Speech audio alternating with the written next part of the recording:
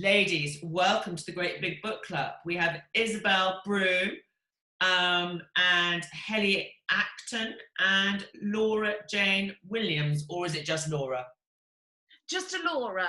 Forget the Jane, just give me a Laura. Perfect. Helly, should we start with you? Could you just show me your fantastic book called The Shelf? Yeah. And then. Brilliant. And it's already a Radio 2 book club read.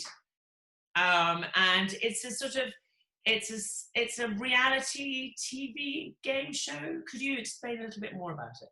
Sure. So yeah, it's a fun take on our obsession with coupling up and settling down, and it takes place in a reality show.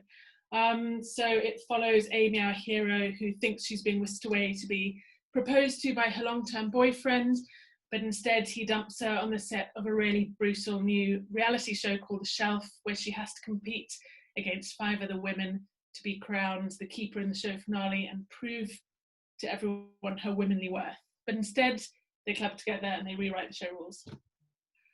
Excellent. So it's like sort of Hunger Games, but in but set in Big Brother with romance. Sort of Hunger Games, less killing. Yeah. Excellent. Isabelle Broom. Yes. Hello again. Hello again. Sorry, my book is back to front. It's because if I switch my camera off mirror mode, it makes me look like a foot. So, yeah, you can picture it the other way around. I can actually read it, so don't worry. It's fine. It's Oh, fine. okay. So tell me. So your book is about Pepper, who meets Finn. Pepper does meet Finn. Yes, Pepper is stuck in a rut. She's an aspiring artist, aspiring traveller, aspiring liver of life, and she's never travelled before. And she has an elderly friend called Josephine, who persuades her to go abroad to retrace the steps of a sort of love affair she had in her 20s. So off they go to Lisbon first, which is where she meets Finn. And Finn is very handsome and German and just a go-getter of life, very confident man, very handsome and sexy and all the rest of it. And he completely changes her world. He makes her see the world in a different way and herself in a different way. And it's really about, you know, how just a chance encounter can have a real impact in your life, and how getting outside of your comfort zone can change everything. Fantastic. So yeah, lots of travel. Yes, and yes, lots of romance.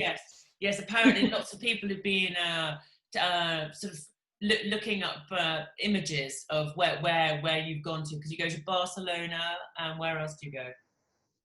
Lisbon, Hamburg, which is quite random, I know, but Hamburg's beautiful if anyone hasn't been, and Guernsey as well. And it's also set in Suffolk, in Aldborough on the Suffolk coast, which is another beautiful place, which isn't too far from where I am. Oh, fantastic. Yeah. Lots of local. And so, Laura, tell me about your fantastic new book called The Love Square. The Love Square.